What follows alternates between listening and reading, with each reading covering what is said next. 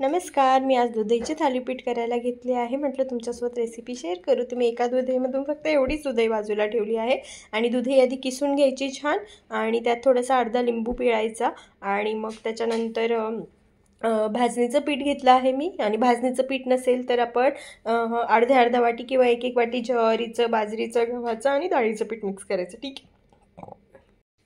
तर आपण हे छान आता मिक्स करून घेऊया. त्याच्यात 1 चमचा चटणी, हळद, थोडीशी तीळ आणि मीठ आपल्या चवीप्रमाणे. आणि तुम्हाला चटणी टाकायची नसेल तर तुम्ही मिरची, आलं लसूणची पेस्टही टाकू शकता, तेही खूप छान लागते. याच्यात कोथिंबीर ॲड करायची, कोथिंबीर तर खूप सुंदर लागते.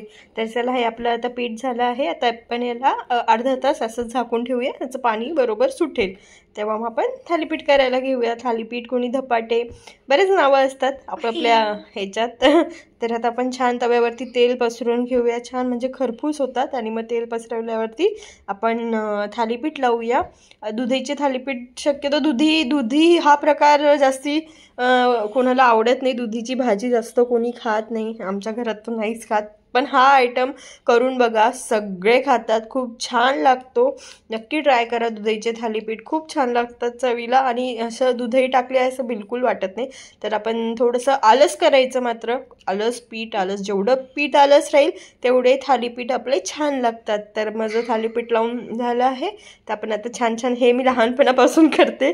मम्मी लहानपणी करायची हे थालीपीठ, तेव्हाही मी असे गोळेमध्ये तिला करून द्यायची. तर मला आवडतात. तर छान तेल पसरून घ्यायचं आणि 10 मिनटं आपण मीडियम गॅसवरती थालीपीठला होऊ द्यायची. एक साईड झाली आहे. आता आपण जे वरती झाकलेलं भांडं होतं ते काढून घेऊया आणि असंच थालीपीठ व्यवस्थित शेकून घेऊया. खूप असे म्हणजे कोणीही खाऊ शकतं, वयस्कर लोकही खाऊ शकतात.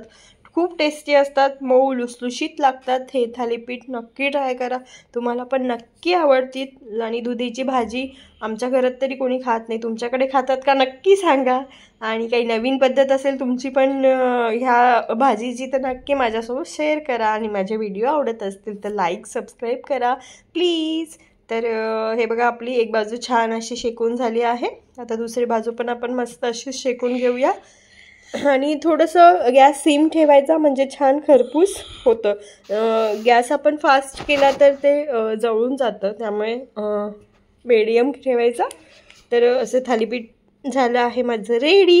हे बघा, कसं वाटलं तुम्हाला नक्की सांगा. माझी रेसिपी आवडली असेल तर नक्की लाईक करा. असेच नवीन रेसिपी, माझ्याशी गप्पा मारायला आवडत असेल, माझ्या रेसिपी आवडत असतील तर नक्की मला सांगा कमेंट करून. चला मग आपण भेटूया उद्या. गुड नाईट, शुभरात्री, बाय. थंडीची काळजी घ्या. बाय.